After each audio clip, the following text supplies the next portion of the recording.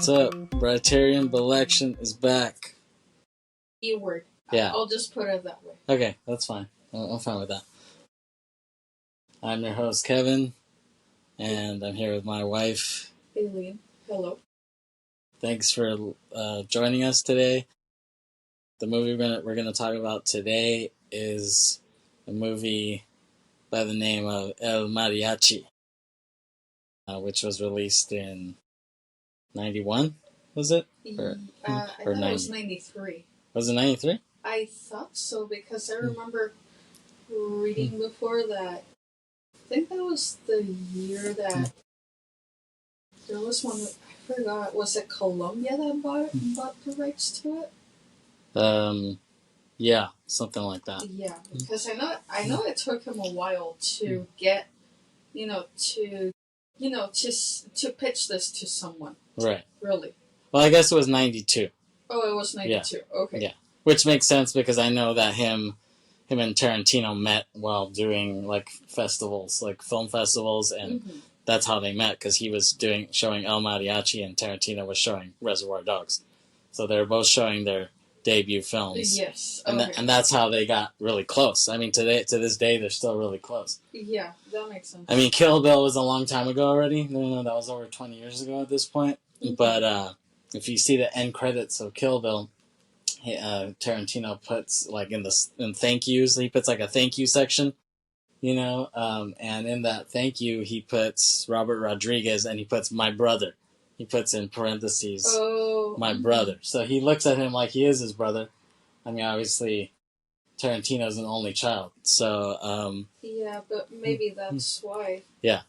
Maybe that's why he considers him his brother, even though I know that Robert Rodriguez really has a lot of siblings. Yeah, exactly. Yeah.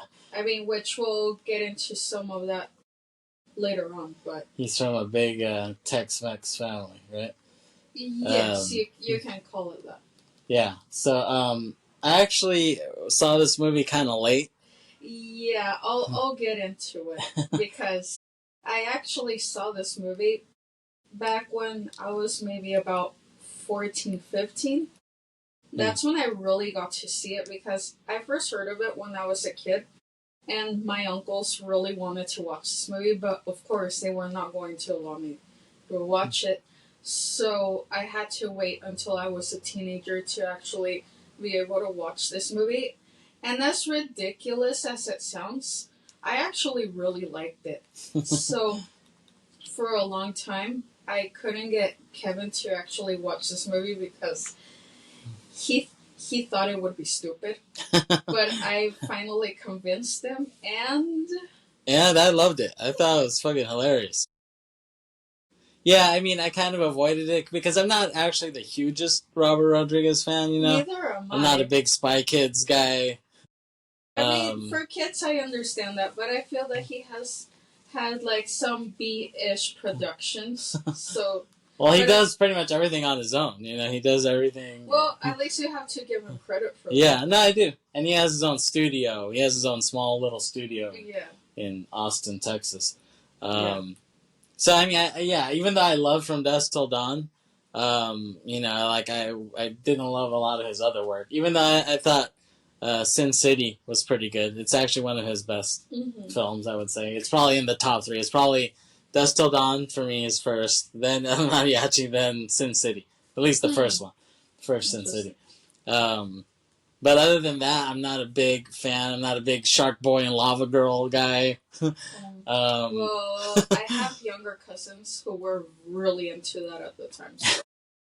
Yeah, so that's why I kind of avoided El Mariachi. And then also at that time, I was really film snobby. So a lot of movies I would watch were like, I went out of my way to avoid like well-known movies, you know what I'm saying, for a long time. I looked at it like, okay, the previous generation was inspired by those movies. They were inspired by Jaws and Raiders of the Lost Ark and Godfather, and like that was the previous generation. I was trying to come out with new shit, that's why I watch a lot of obscure, Japanese movies, obscure, French New Wave movies that have, that were forgotten at the time. They're, now that everything is streaming, you can find shit kind of easily, but, in the early 2000s, like those French New Wave movies, you had to dig to find them. You know what I mean? You really did. You really did. Yeah. So that's what I was on about. You know, like, you know, I was writing this Japanese, you know, really inspired by Tarantino. Like, seeing Kill Bill made me go back and I was like, hey, let me see these other movies that he was talking about, because I read a lot of interviews with him during that time, and that's how I got into Takashi Miike. Who else? Kinji Fukasaku. I mean, I really liked Toshiaki Toyota. He's a forgotten one. He's still not known. You know, people know Miike. People know the guy who did Ringu. But a lot of people don't know Toshiaki Toyota, and he's someone who I can still like keep close to me. You know, he's still underground to me. You know, and if you know, you know. He's a master director for me. So yeah, that's what I was into. So I kind of avoided El Mariachi for a long time. But then one day you were saying how much you loved it or whatever, and we were just, you know, watching movies as a couple, you know. We were going through. You make that sound really cheap. Well, I mean, that's what we were doing a lot. You know what I'm saying? We still do it a lot, but but we were just friends when we started watching a lot of movies together. So yeah, but I mean, we saw this. We were already a couple when we saw this. You know what I'm saying? So you, I think maybe you bought it first. Like you got it for cheap at Book Off or something. Is that? It was something like that. Yeah. And so you just bought it. You're like, have you seen this? And I was like, no. And you're like, oh, you have to see it. So we watched it, and I was just laughing my ass off. I thought it was hilarious. So that was a good call. Yeah, that's how I saw El Mariachi. And any other words before we get into it? I really can't think of much other than actually part of what got us to do this episode, or at least to talk about El Mariachi on this episode, is because I recently subbed at one of the schools I work at, which I just spoiled it. I'm actually a substitute teacher for a living, but I will not mention which schools I work for. But one of the schools I subbed at their library, they have a little cart with discarded books from their system. And one of those was one of these biography books on Robert Rodrigeuz. So I asked the librarian, can I actually take this book? And she said, absolutely, and feel free to take more if you'd like. But I was like, sure, I'll take this one for now. And I mean, it's really written for kids, but you can tell that it was withdrawn from their system, because what kid cares about that nowadays? Like, who wants to read about Robert Rodrigeuz when they're just all about brain rot and skibbity toilet? It's just yeah.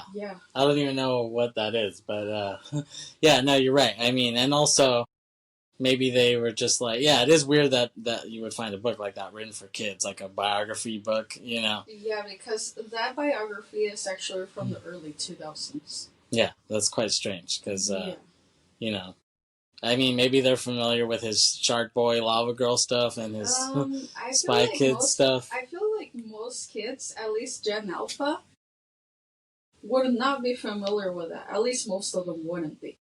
Yeah, I'm sure they wouldn't, but just in general, I'm surprised that they would make a book like that. Like, you would think his films are pretty, you know, violent and sexual as well, you know, that you wouldn't make something for kids, you know? I would think so. But yeah, so I ended up bringing the book back home. Of course, I showed it to Kevin, and he just thought, that is so random that you would bring this back home. I'm like, well, I think we should, you know, do something regarding this. And yeah, so now we're about to talk about El Mariachi. Right, there you go. So, Wikipedia plot description.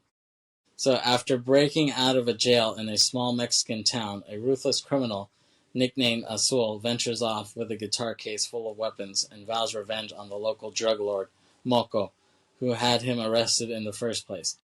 Meanwhile, a young musician arrives in town carrying his own guitar case, which contains his signature guitar.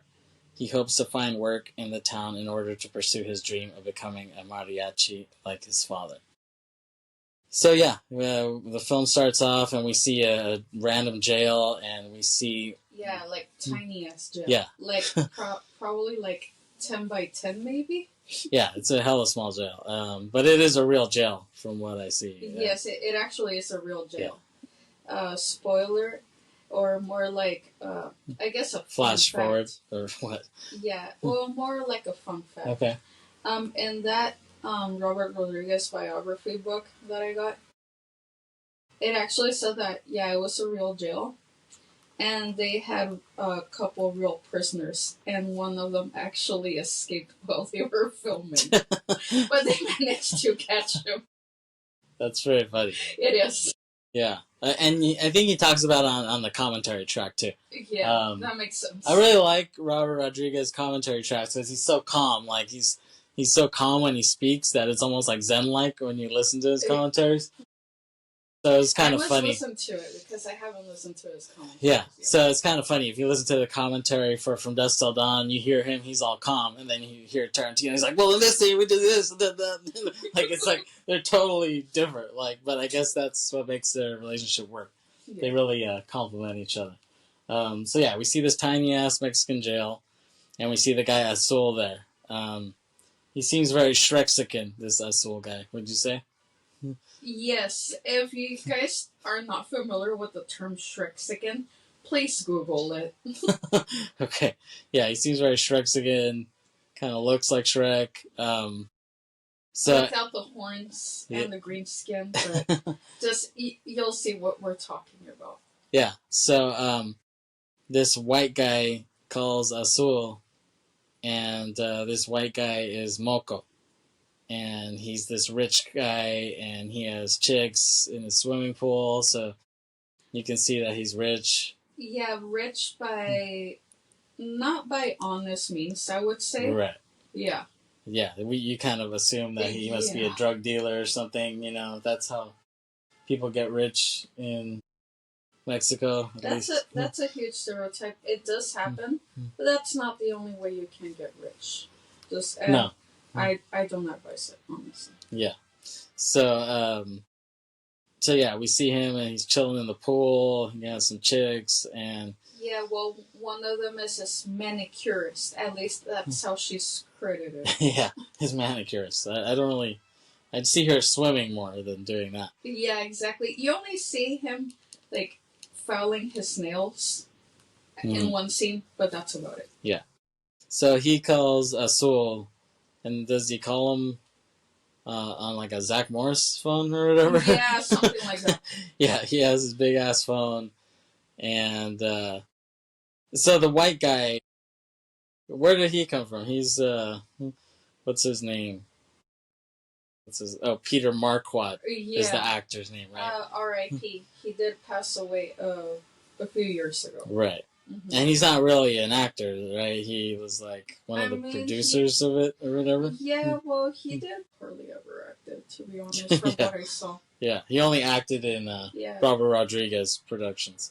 Yeah. But he plays Moco, the drug lord, and he calls Azul after all these years, and Moco is speaking Spanish, even though he's white. Yeah, but you can tell him that he does not dominate the language. Yeah.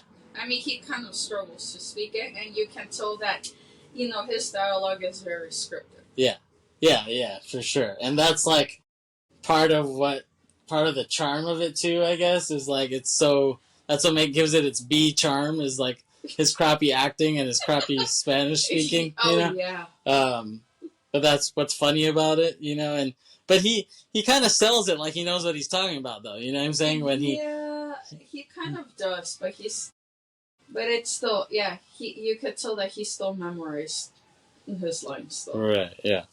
And then we see in slow motion guys walking up to the jail with guns, and just the acting is horrible. Like, this is like almost a Mexican blood sport. Like, it has that horrible acting. I don't know. I think I like this movie more than Bloodsport.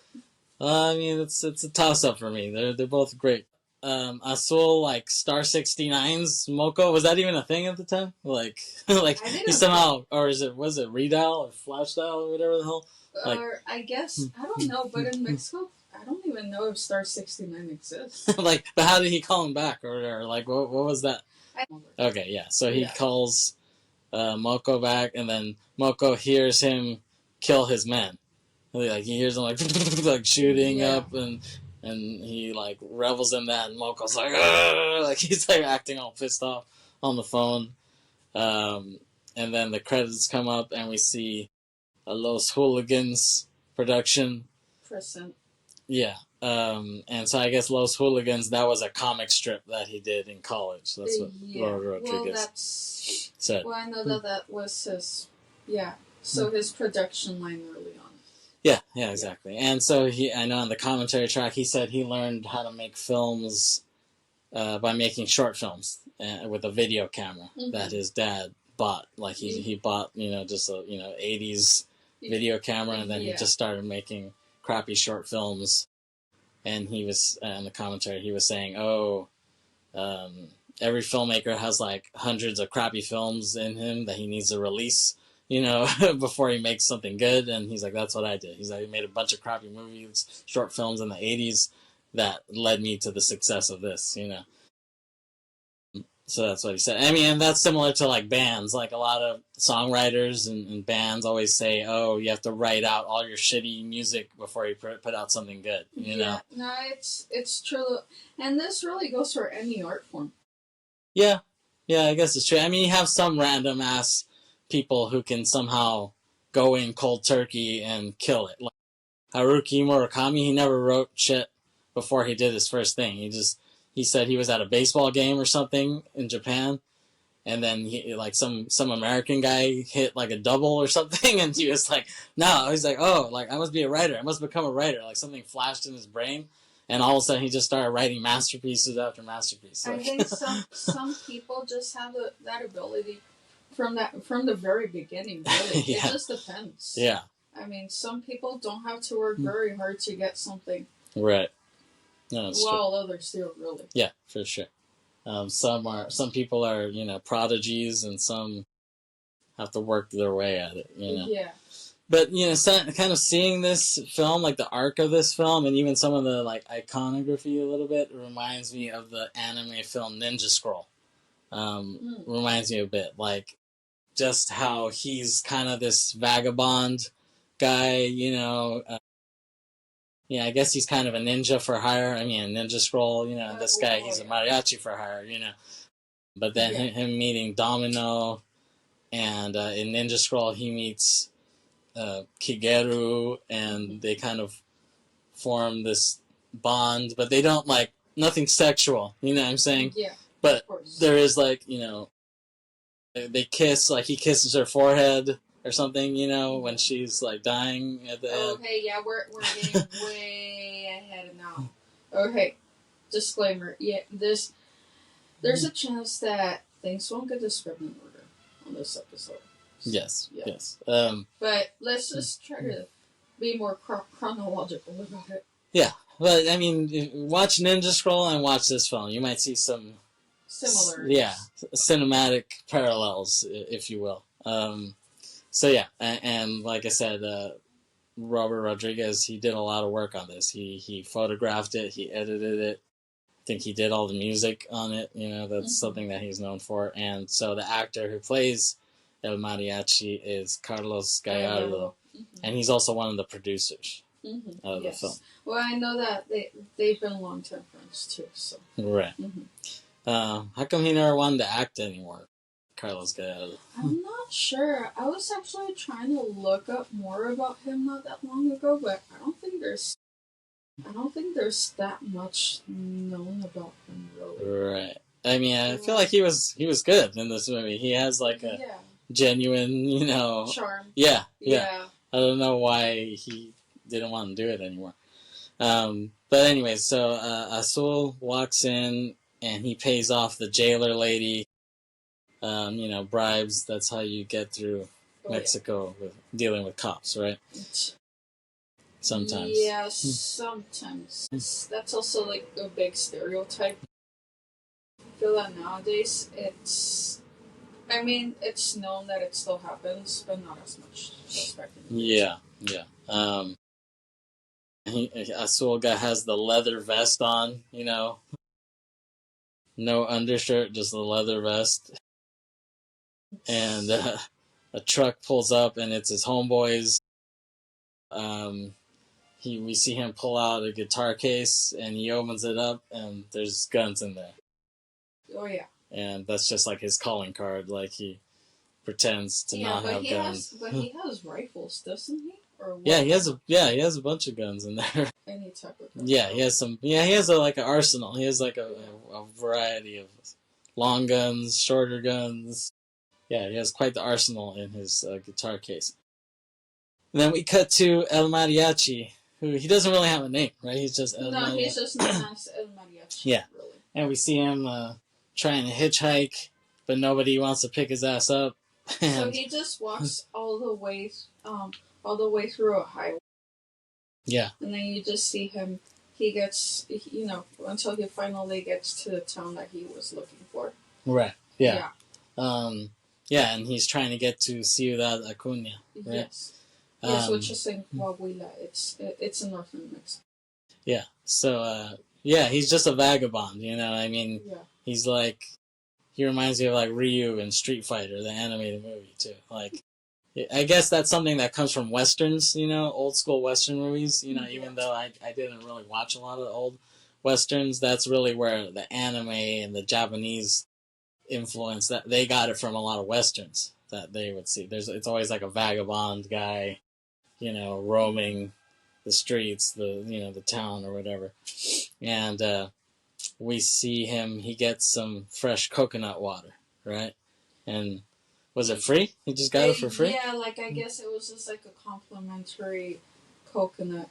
And, and that's why he thought I really do feel welcome here, because it's like, where else can you get a free coconut water? Yeah, I love that. Yeah. That's awesome. So he's like, he just ended up getting lucky that one time. Yeah. That was the beginning and end of his luck in the city. Getting that coconut water. But don't you just love that about Mexico? Just like the fresh fruit and stuff, you know what I'm saying? Yeah, I mean, I do like the accessibility of it. Yeah. Honestly. That's just one of the things. Yeah. So he comes into the town and he thinks it's really friendly.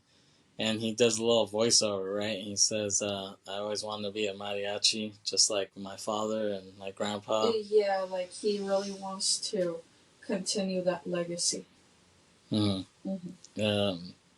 So he goes into a bar, and he sees the bartender.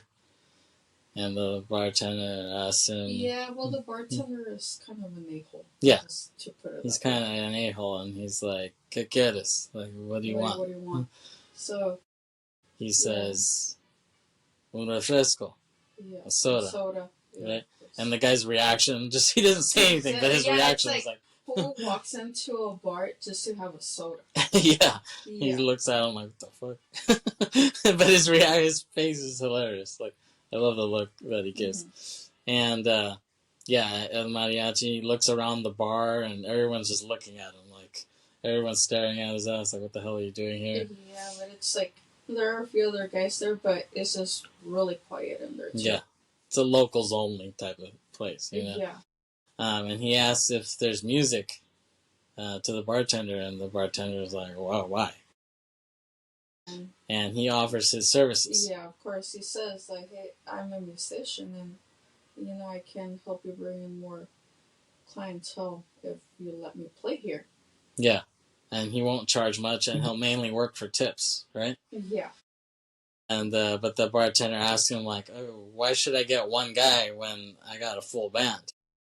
Yeah. And so El Mariachi looks around. And then you just see the camera just zooms in fast motion towards some, sleepy guy, slouching on the stool.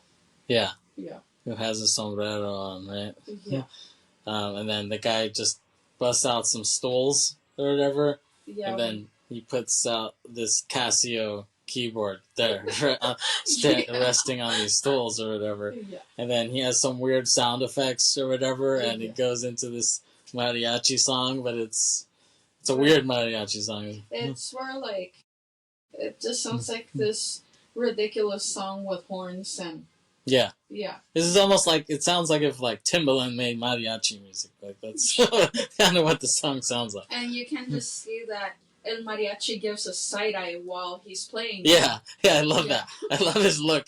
When he looks at he's like in profile, and then you can see like his eyes look at him, and then we see. Well, that was side eye Chloe before side eye Yeah. Chloe actually Yeah, existed. maybe we should make a meme out of that. Yeah, we should.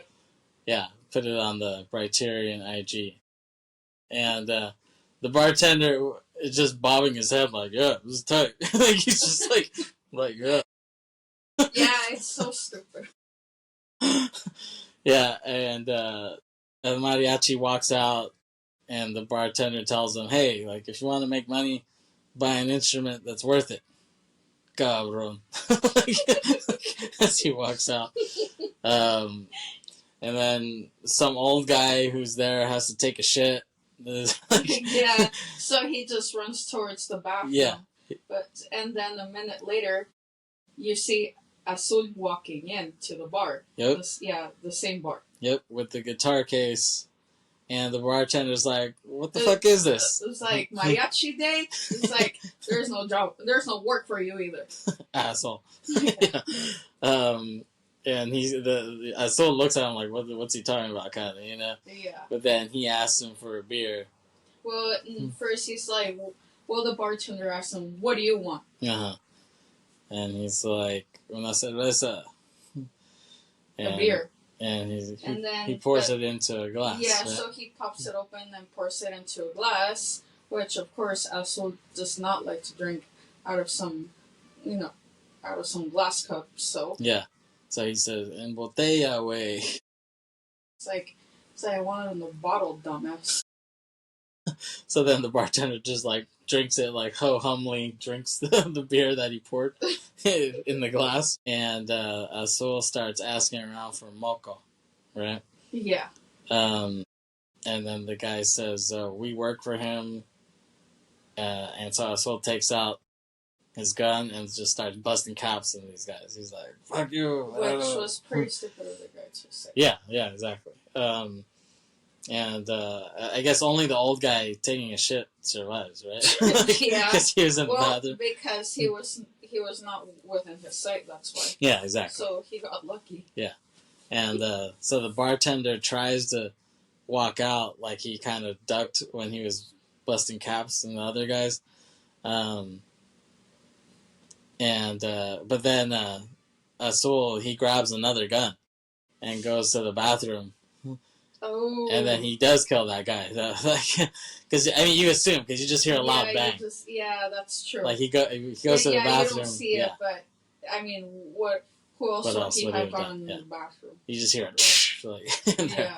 And the bartender is scared as hell, but Azul lets him live at first, and then he starts calling someone, like, when he walks out, but then Azul comes back in, and he just pays the beer. He's like, "Oh, I forgot to pay this," or whatever.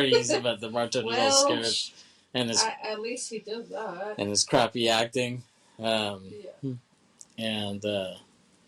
he calls Moco, and he's like, "Moco!" Horrible acting. Yeah, really bad. And then we see the mustache aviator guy. What's his name? Do you know his name in the film? I forgot. Anyways, yeah, I just call him mustache aviator. I think he was back. Oh no, Bigoton. Oh, Bigoton, that's true. Big mustache. That's what it means. So he's this like Super Mario looking bro. Wow. I don't know if I would have put him under that category. He's Shrexican meets Super Mario style. But he has I don't know if I would call that guy a Shrexican. He has some other style, but okay. Still Yeah, so anyways, mustache aviator guy, he walks into a hotel and he's like, "Let me use the phone," whatever. And so he calls Moco, and Moko tells him to find the mariachi, and he tells the hotelier to look out for that guy. He tells him to look out for Azul, right? Like he's like, hey. No, he tells him to look out for Azul, but he's like, oh, like look out for a guy. He has a guitar case. He has a guitar case, and he's wearing all black. Yeah, which is really weird that his name is Azul if he's wearing all black. Yeah, I don't know where they got that from. So yeah, and he tells the hotelier, quote unquote, or the motelier guy, yeah, to like look out for that guy, and he's like, well, if I don't, you'll kill me, right? Well, obviously. Yeah. So we see El Mariachi, the real El Mariachi. He goes into a different bar, and we're introduced to Domino, who's the bartender girl, right? And so she runs the bar. Yeah. And he orders another soda from her. Yeah. Well, because when he first walks in, and she's like, what can I get you? Mm-hmm. And he says a soda, and she's like, a soda? He's like, are you a kid or what? Yeah. But it sounds way funnier when you actually hear it in Spanish. Yeah, exactly. And because he's like, un refresco. And she's like, un refresco? ¿Eres niño o qué? And he kind of laughs, he kind of smiles at that. But then he tells her that he's a singer, right? And if he consumes any alcohol, it'll affect his voice. Yeah. And so he offers her his mariachi services as well. But she says she can't pay him. Yeah, she said she can't afford it. And he said, like, I don't mind, like, just, pay me room and board. And I'll be okay with that. But she just kind of declines, right? At that moment. Yeah, at that moment. Yeah. So then he goes to that hotel where Mustache Aviator guy was at. Yeah. And, he's just trying to get a room. And it's weird because the hotel guy, he's reading some newspaper called, like, Egipto or something like that. Yeah, it's like some really... it just seems like a... how do you call those newspapers that really show you, like, all this graphic crap on them? I don't know. I don't even know what that is. I know in Mexico they really have those where they're, like, really, like, graphic and gory whenever they show you, like, some kind of, like violent news or something like that.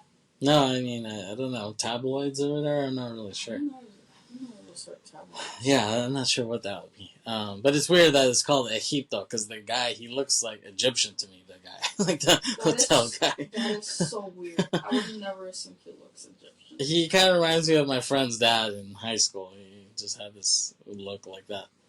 Like, I always thought, like, when I first met him, I thought he was Middle Eastern or something like that, but he was Mexican. Anyway, so he asked him to leave a deposit, and he's like, well, I don't have that much money or whatever, and he just pulls out some cash, and then the guy's like, yeah, he just grabs all his cash. He's like, this is good enough for now. Yeah. Thank you. Yeah. And he just stashes it in his drawer. Yeah, and he's like, okay, so El Mariachi walks up to his room, and then in fast motion, he goes, he like runs over and goes to the phone, and he starts he starts like, yeah. And then he calls Moko, and so the fast motion, that's part of the humor of it, like that's what makes it funny. It's almost Buster Keaton-y, the fast motion nature of it, and he calls Moko to let him know, and it's like, I like the green painted building, that's just natural.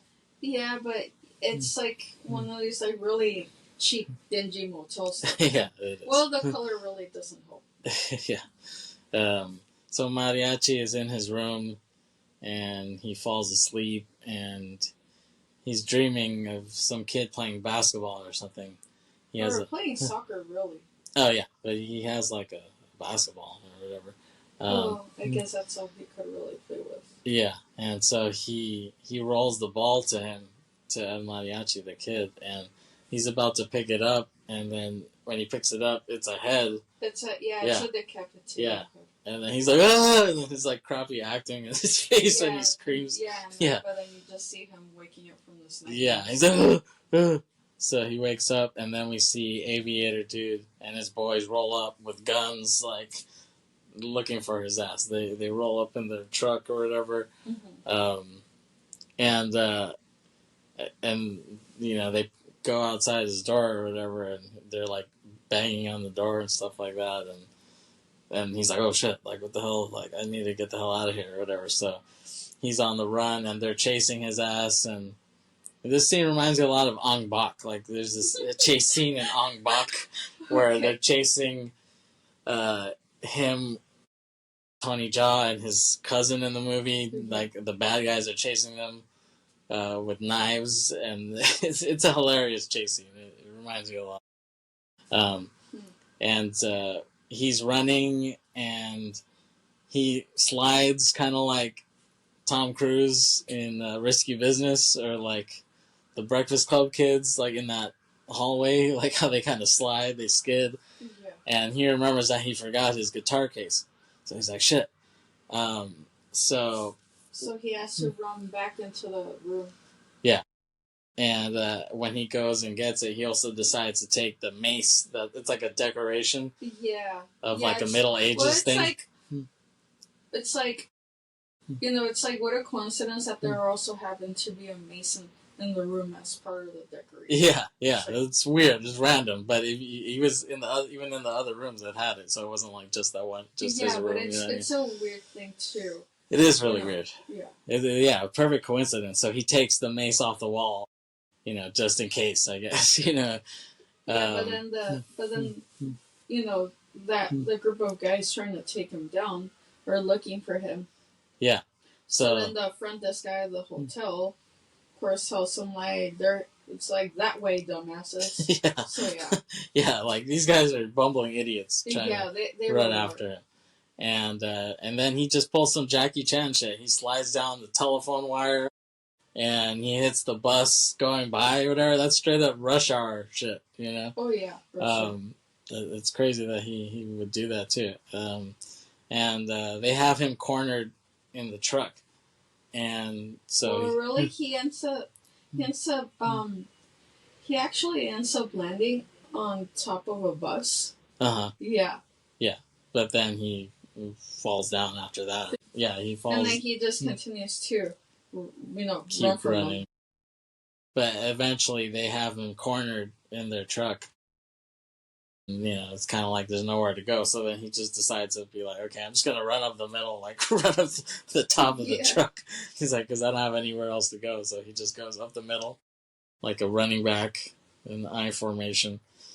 And the guys shoot each other. So when he does that, he crosses them up, so like they're trying to shoot him, but then they shoot each other, and so they're so fucking stupid that they just aim the guns at each other, and they're both dead in the truck.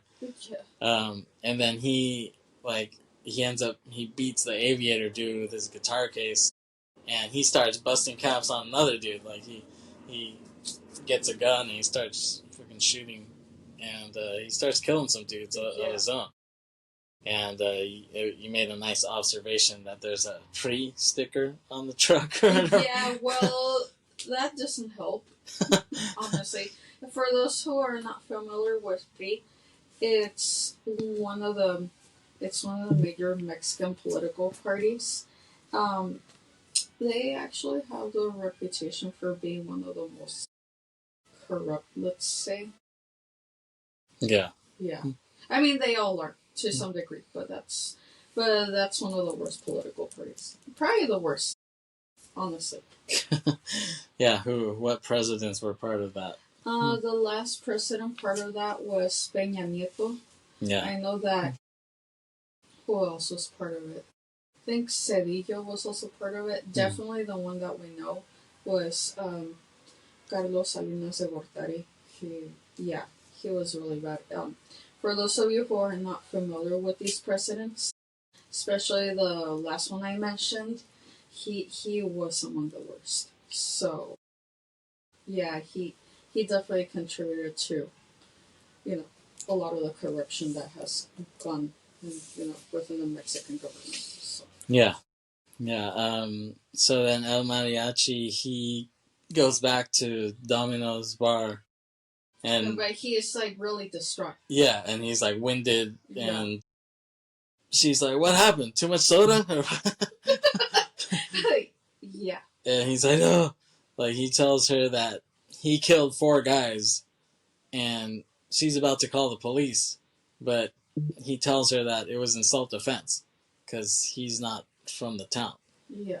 And he asks her for a place to stay, and I guess she believes him, so she decides to let him stay.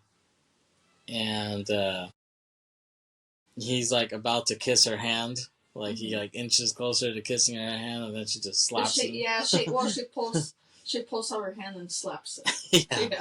Yeah. And then she says, "Watch out for her pit bull." And you just see her pit bull just like sitting in the back. He just has like these kind of like like googly eyes. Like he really does have these puppy eyes to him. Right. Yeah. So he goes to his room, or yeah. Well, I guess it's her room. It's her room, but she's letting him stay. Yeah, and he sees the dog there. Yeah. So, but then that's the thing. So he's about to rest.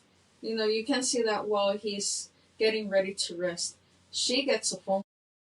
Yeah. She gets a phone call from Moko, right? From what I remember.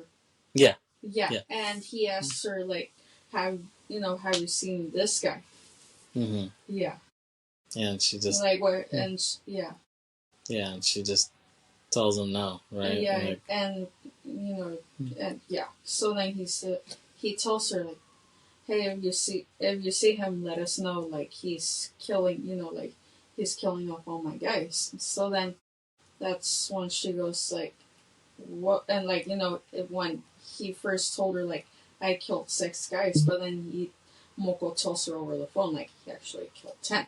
Yeah. And she's like, wait, this isn't pairing up. Like, so what's going on? Mm-hmm. And then after she hangs up, she goes upstairs. She sees that he's taking a bath in her bathroom. And she's like, didn't I just tell you not to touch anything? Because before he headed upstairs, she told him, like, don't touch my stuff. And he just goes, okay. But then she sees him in the bathtub. And, of course, he's using her shampoo and soap.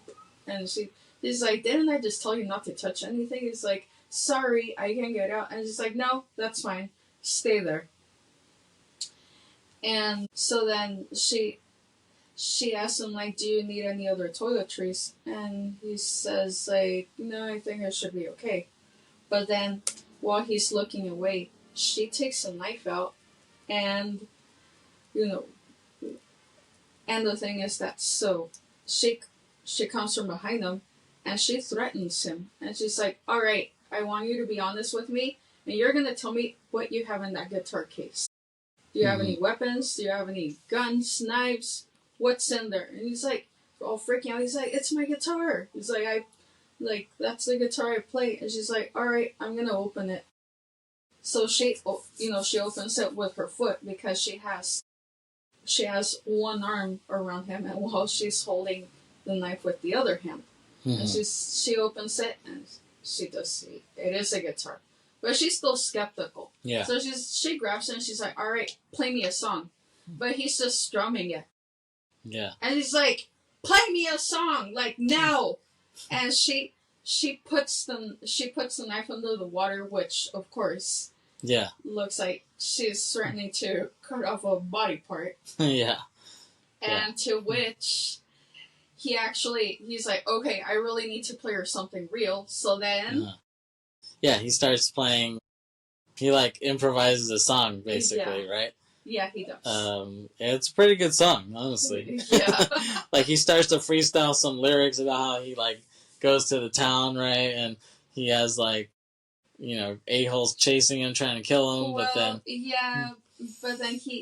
he first adds something to the song about what she's about to do. or like Yeah. what she's threatening to Yeah. do to him. Yeah. He's like, she's gonna cut my balls off. Yeah. I mean, I don't remember exactly what he says. Yeah, well, that was one of the things Yeah. that he said. Yeah. But then she's actually impressed. She's just like, all right, pretty good. She said, you can play. All right, I believe you. Yeah. And you know, as he finished the song, of course, you know, he looks at her and then he looks at the dog. Yeah. And the dog is just whatever. Yeah. He's trying to get applause from the dog doesn't give a shit. But yeah, I thought it was a pretty good song, especially on the spot like that. Yeah, and he says that she can pay him in room and board, and she agrees. And then she comes back with a knife, and she tells him he needs a better sense of humor because this is a letter opener. Yeah. A hella sharp one. This is like... Yeah, no, I was like, for a letter opener, that looks really sharp. Yeah. Like, that looks deadly. This is like a hex-clad letter opener. Like, hella fucking sharp. If you haven't seen hex-clad knives, please look those up. I think they're worth getting, even though I've gone on Reddit. People talk a lot of crap about those knives. I actually bought them because my favorite chef recommended them.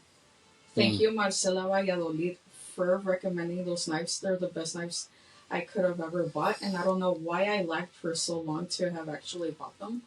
They're so good, I actually cut myself with them a couple of times. You know, that was my fault, because I should have been more careful. But that's how good they are, really. Right. Yeah, they're really good. They're really sharp. Hella sharp.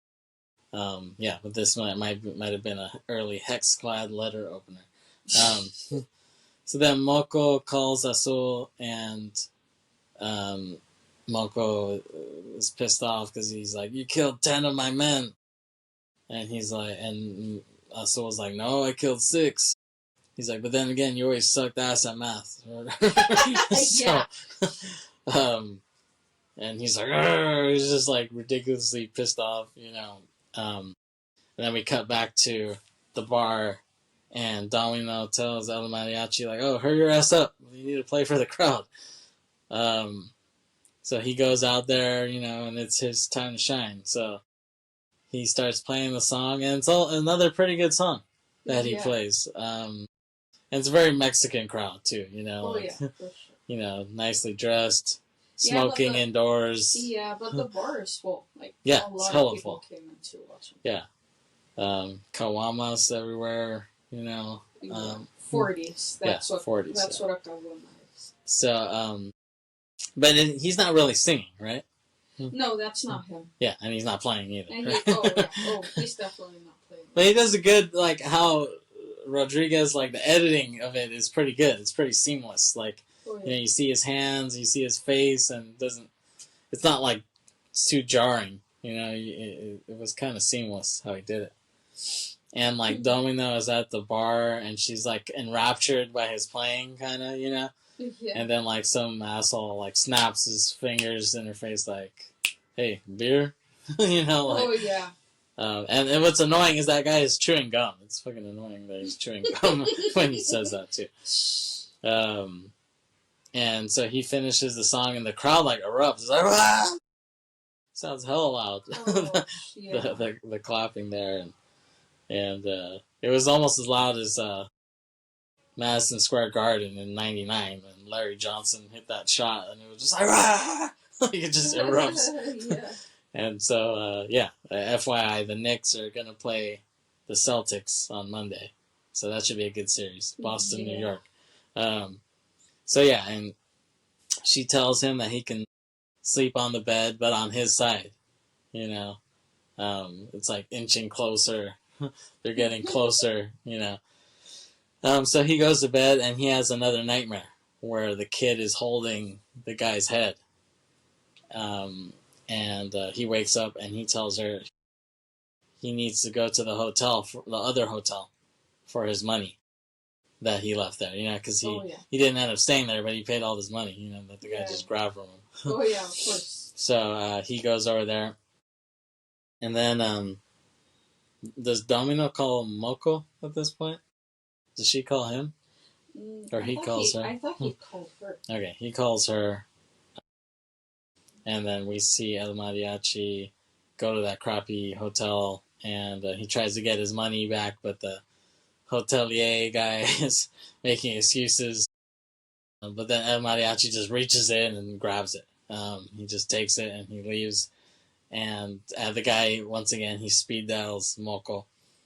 And Azul goes into Domino's bar and he asks for a beer. And the guy, she has another guy working there, and he pours it into a glass too. And he says, "En botella, way," again. It's like every bartender has gotten his request wrong. Yeah, exactly. Aviator mustache dude and his boys confront Azul with guns, and and actually I was gonna say, don't forget that his actual name is Bigoton. Okay. Not Aviator mustache guy, whatever you call it. So yeah, Bigoton and his boys confront Azul with guns, and he tells them that he just has a guitar in his case, and then El Mariachi runs out, and he has the case of guns. So Bigoton sees both of them, and they're like, okay, who do we chase? But then they're like, okay, let's chase this guy. So they chase El Mariachi, and he's like, shit. So he just decides to start using the guns and start taking out these fools. So he starts busting caps. Azul goes back to his boys, and he shows his boy the guitar case, and he opens it up, and there's a guitar there. And he's drinking water, and he spits it out. Like, what the fuck? And we see Domino attending to El Mariachi's wounds. And Bigoton, when he goes back to... he goes back to Moko, and he gives him the rundown of what happened. The guy got away. But he basically says, he basically failed. Yeah. On what he was supposed to do. He failed his mission. Yeah, exactly. So Moko's pissed off, so what does he do?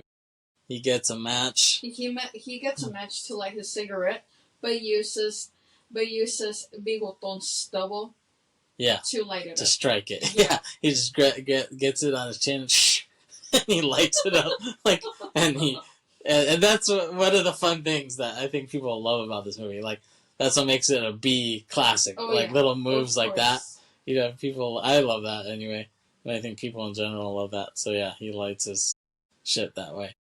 And he walks away, and he flicks the cigarette at him too. Yeah, but the face he makes when he flicks it at him is hilarious. Yeah, he makes a stupid fucking face. So yeah, please watch that. Pay attention to that scene. Yeah.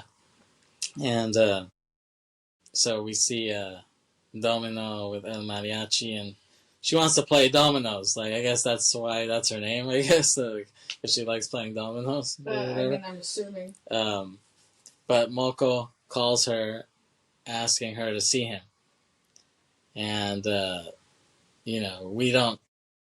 El Mariachi can't hear, who's on the other side of that, he can only hear what Domino's saying. Yeah. But we can hear it as the audience, and... Moko asks her if she's ridden the motorcycle he gave her. And, when you're watching this at first, you're kind of whatever about it. But then, this asking about the motorcycle, this has more importance than you realize at the time. It's kind of a throwaway thing at the moment. But it actually plays a part later on. So she hangs up, and he asks her, El Mariachi asks her, oh, boyfriend? And she says, no. And then he's like, gringo? And she says, si. Did he mean it was him, or what do you mean by that?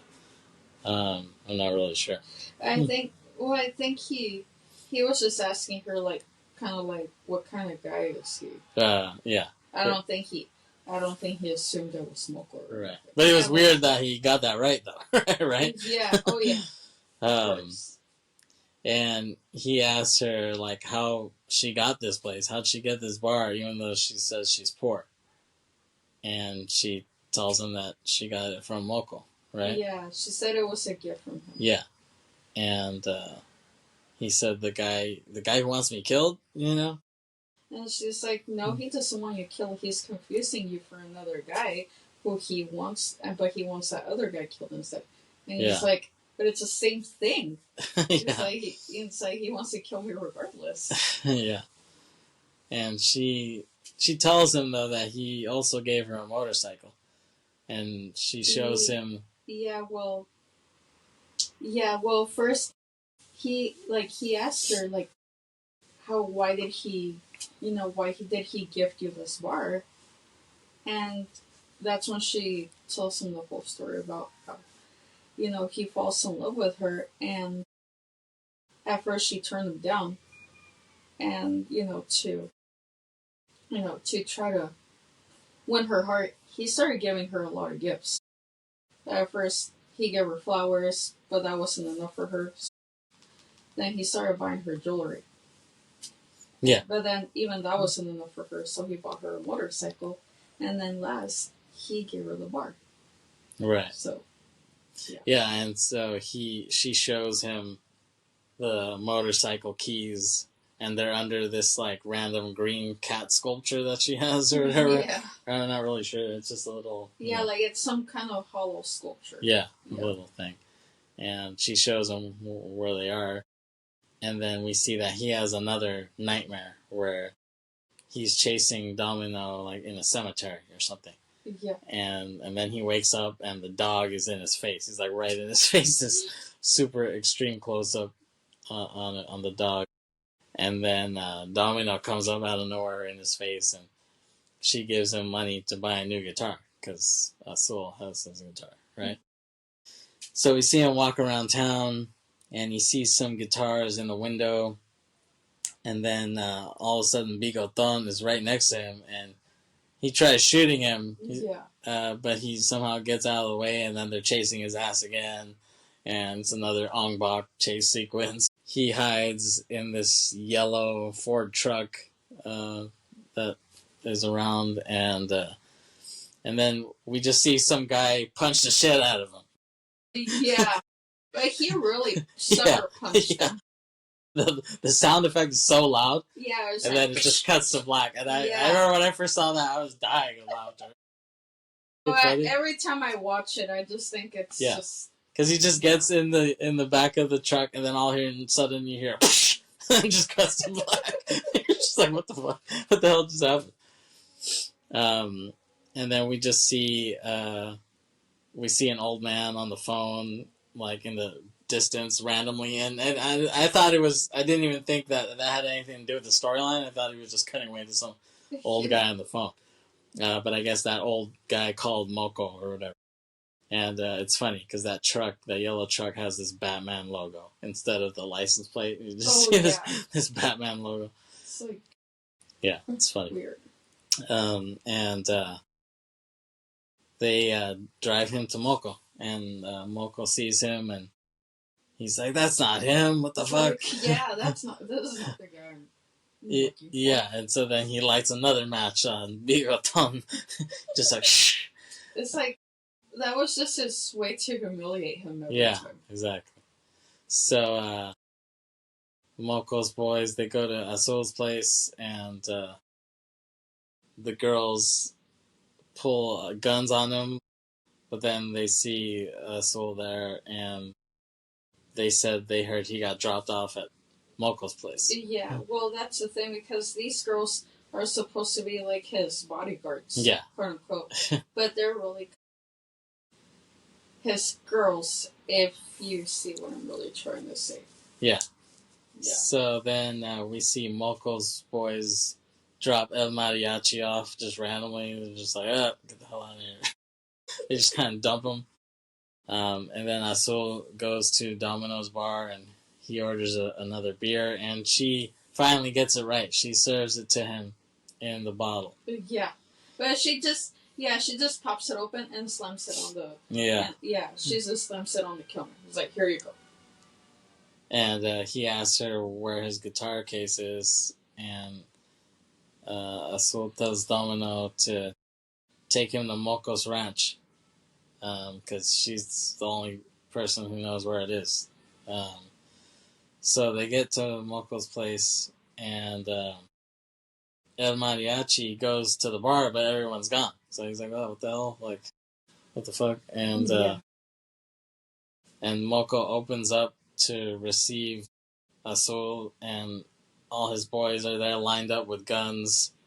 And I guess El Mariachi just had a bad feeling about this, so he's like, "Fuck!" So he grabs the motorcycle keys that she showed him, and he asked the bartender guy for a map to get to Moko's ranch. I mean, I don't know if the bartender guy would know. I mean, unless he works directly with Moko too. Like, that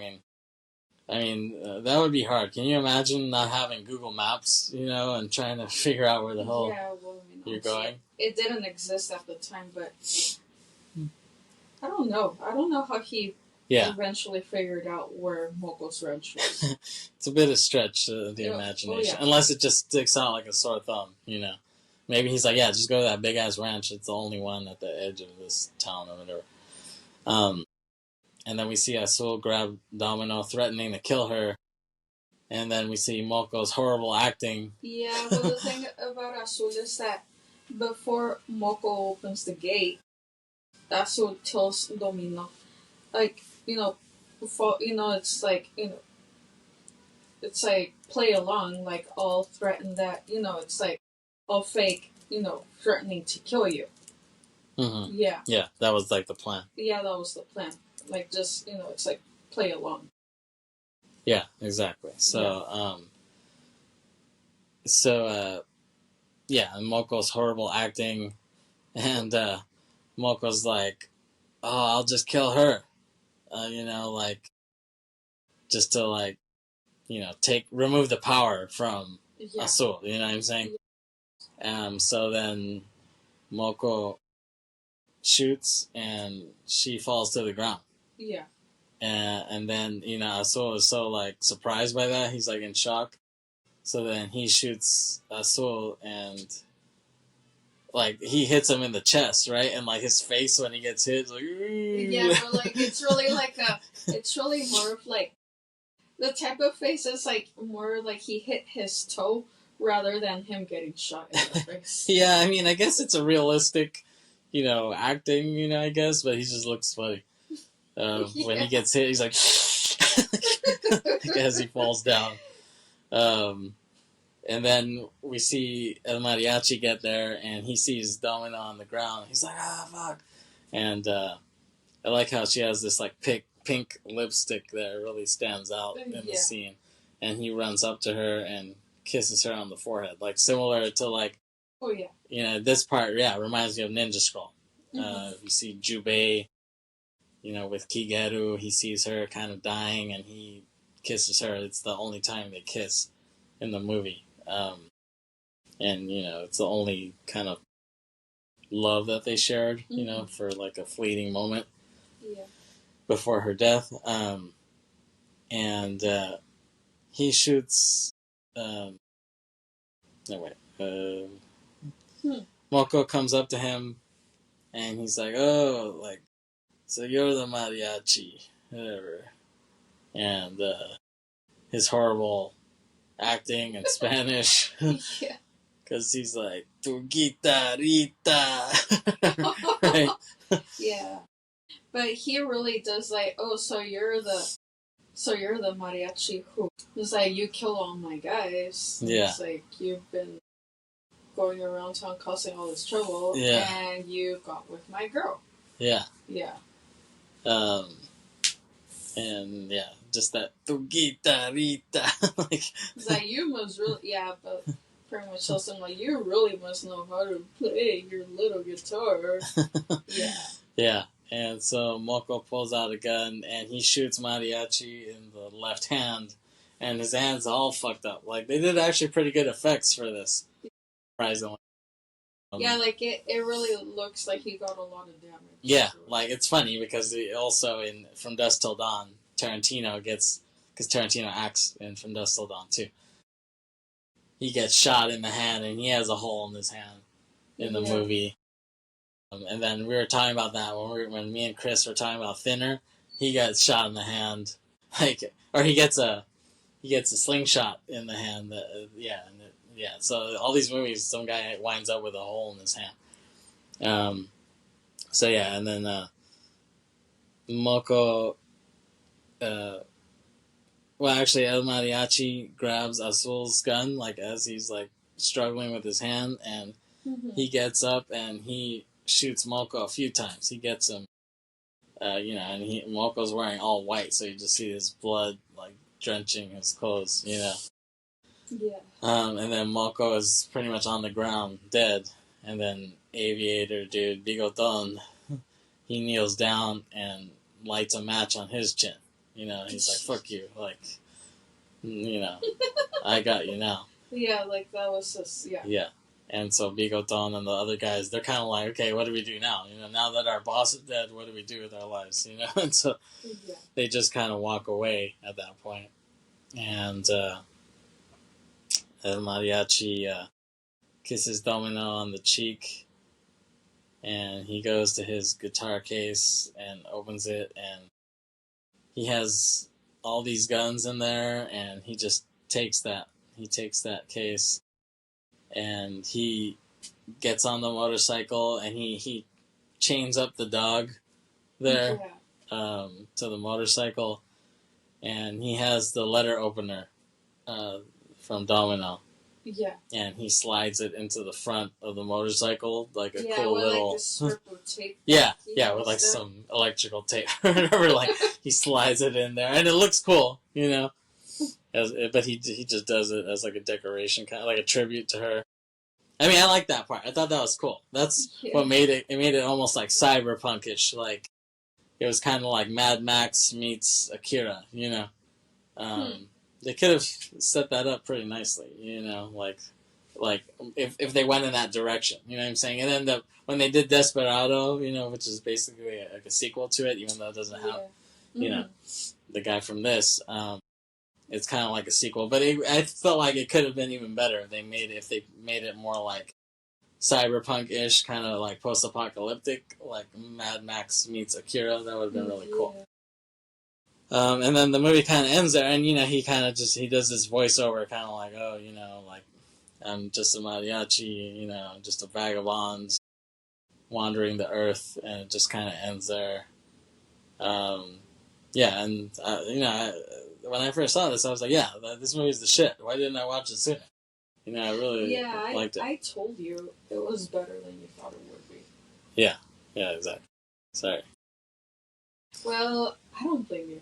In a way, but still, you should have believed me. Yeah, I should. Yeah, I mean, when we look at Robert Rodriguez's career, I mean, he's had a good career overall, even though, like I said, I'm not the biggest fan of him, but, he's done some cool stuff. I mean, he has his own network, the El Rey channel or whatever. Oh, yeah. Like, I thought it was cool that he got to that point. But yeah, like I said, he did this in 92. He did Desperado 95, which got bigger. It was a big budget, full-on movie with Antonio Banderas and Salma Hayek. And then he did A Part of Four Rooms, which was like an anthology thing with him and Tarantino and some other indie directors from that time. And then he did From Dusk Till Dawn, which I think is great. I think it's I mean, it could be his best movie, I mean, for my money. I mean, El Mariachi is pretty close, but I think the combination of Tarantino and him, because Tarantino wrote the script for From Dusk Till Dawn, but Rodriguez directed it. So it's cool having this, like, synergy, and it's something that Tarantino mentions on the commentary, too. And Tarantino hasn't even done very many commentaries. The only ones he's done have been for movies that aren't ones he directed. Like, it's always been, like, he did one for True Romance, and he did one for this. And I think he's done some other ones, but for movies he didn't direct. I know he did the commentary for Switchblade Sisters, too, with the director of that. I think Jack Hill, that's his name. Yeah, he did that, but he's never done one of his own actual movies. I think he likes that removed quality. He doesn't want to have to analyze his own work too much. But yeah, I love From Dusk Till Dawn, and he mentions on the commentary, he's like, oh, it's so cool. I guess they didn't realize it at the time, but he was like, oh, it's so cool that, and I wrote this, but you directed it, so I get to see my ideas, my words and stuff through your lenses. You know what I'm saying? He's like, and it's kind of rare that you get to do that because I'm a director myself. You know what I'm saying? So to see your take on it is pretty cool. And after that, he did The Faculty, which I actually like. The Faculty. It's kind of a B movie, guilty pleasure for me, but I don't know. To me, it looks really cheesy. I liked it. I mean, it's kind of forgotten. It's probably one of his most forgotten movies, honestly. But then he started doing a lot of kids movies. He did the Spy Kids movies, just all 3 in a row. That was his world for a long time, was just kids movies. And then he did another entry in the El Mariachi trilogy, which was Once Upon a Time in Mexico, which I don't think was that great. And it didn't look it. Yeah. I think at the time it kind of got some buzz, but it really wasn't that great. But I liked Sin City, though. I thought that movie was tight. And that came out in 2005, and then him and Tarantino did Grindhouse in 2007, which bombed, but at the time, but people have rediscovered it over time. And yeah, he's had kind of a long career, and it all started here with El Mariachi. And I saw that now he's doing a thing where I guess it's just really hard in Hollywood now to get financing. Like, it's hard to get financing. It's hard to get films greenlit, even if you've done a lot of shit. That's what I've been hearing lately, because I heard an interview with Michael Bay, and he was like, oh, I can't get anything greenlit right now. Really? And this is Michael Bay, who's done a lot of movies that have made a lot of money. If he can't get anything greenlit, what's the chance for a Joe Schmo like myself getting anything greenlit? You know what I'm saying? So I think part of that is why I see Robert Rodriguez and Eli Roth, they're on this Republic website where they're asking for investors of their films. Yeah. Robert Rodriguez has a thing where you can invest in his next film idea and also pitch him ideas. He wants to do an action film because that'll be the most successful worldwide. I wanted to do it, and the lowest amount you could invest was $250, so I was kind of on the fence. And then now that I look at the site, the minimum is $1,000 because I guess the $250 sold out or whatever. So, and I'm not going to invest $1,000 in this, So I guess I missed the boat on that. Yeah, but like I said, Eli Roth is also on the site, trying to launch his own horror studio or something like that. So I guess that's the new wave for filmmakers right now. And also something else cool that Robert Rodriguez did, even though you probably haven't heard too much about it, is that he directed a movie a few years ago. Maybe it was 10 years ago. And the whole point of it is that no one's going to see it except for 100 years from now. That's the whole thing. He directed something and they're just locking it away. Doing the time capsule. Yeah, basically. Yeah. So that's a thing that he did, which I think is pretty cool. Even though it's kind of sad that, Yeah, no, I would hate to not be able to see a project like that. Yeah. But it's kind of cool. He's doing it for future generations. What I'm trying to say is I would hate to not be able to see it. Yeah. Mm-hmm. So, it's interesting that he would do that. Any other words on El Mariachi and Robert Rodriguez? Well, not exactly on the movie, but if you get a hold of if you have gotten a hold of either the VHS or DVD, you can see that one of the bonus features on it is a short film called Bedhead, which was also done by Robert Rodriguez during his earlier days, which he actually cast. All of the actors cast on it are his siblings, actually. Right. So, if you ever have a chance to watch it, please do, or, if it ever comes to I think it might even be on YouTube or something. I'm sure it is. Yeah. I'm sure it's around somewhere. Yeah, so you can see that his sister plays Rebecca, which actually that is her real name too. Yeah. Yeah, and you can see that it starts out with her being at a hospital, and she's attended by she's being attended by, I suppose it's the, I think she's the doctor or the nurse, actually, right now that I'm looking at it. Yeah. So yeah, so her sister Elizabeth, you know, her sister Elizabeth, you know, plays the. Let's just assume she's the doctor, and she's, you know, she's checking up on her, but then you just hear her. It's so Rebecca does a voiceover throughout the whole thing about what's going on. You can see that she actually got injured, but then she's, you know, she was like, you know, they let her go back home. So then you can see that. Well, I don't know if they let her go home, but then she starts the story by saying how she actually ended up in the hospital.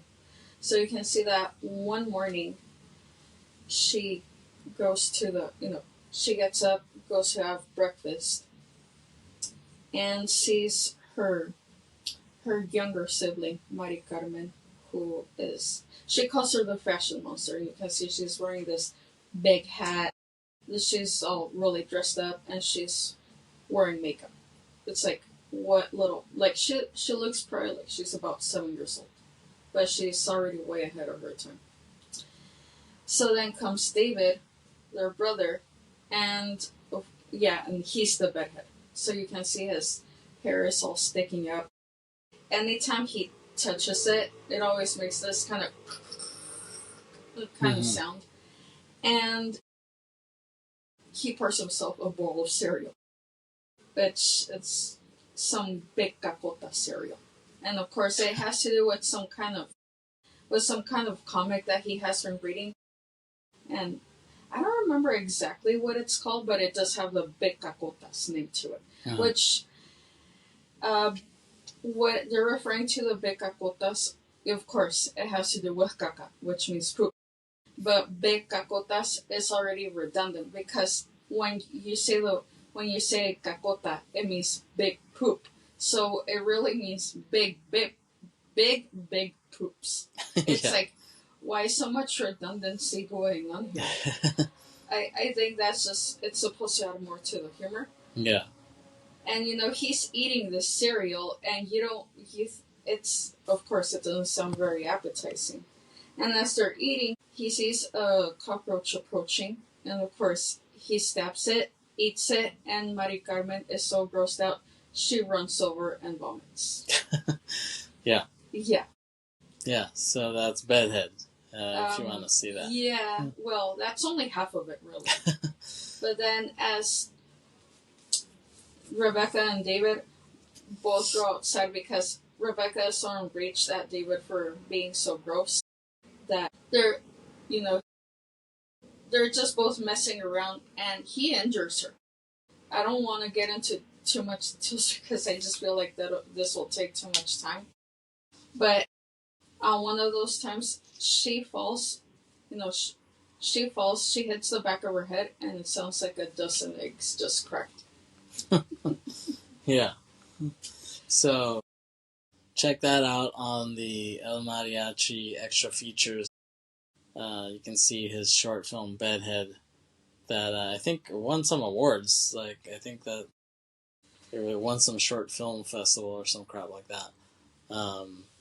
And I guess got him, you know, more investors on El Mariachi when he did that. It says, it was entered into several film festivals where it won cash prizes and competitions, to which then Robert Rodrigeuz used that money to partially fund El Mariachi. Yeah, exactly. So he made El Mariachi he was just making it for the Mexican straight-to-video market. He was basically doing V-cinema, as the Japanese call it, which is like what Miike, he would just make straight-to-video movies, you know what I'm saying? And they would do pretty well. You know, eventually, in the U.S. they did that too, like all the straight-to-video martial arts movies in the late 80s, early 90s, you know. Those did well on VHS and at Blockbuster, so that's why they started making a lot of them. But then this got a lot bigger than he expected, and the rest is history. You know, he met Tarantino, and he's had a great career ever since. Well, that's it for El Mariachi. Thanks for joining us today on Briterion Bollection. Thank you, Aileen, for joining me. Yes, thank you for hearing all my talking. Yeah, anytime. All right, we'll catch you next time. All right. Peace out. All right. Bye. Bye.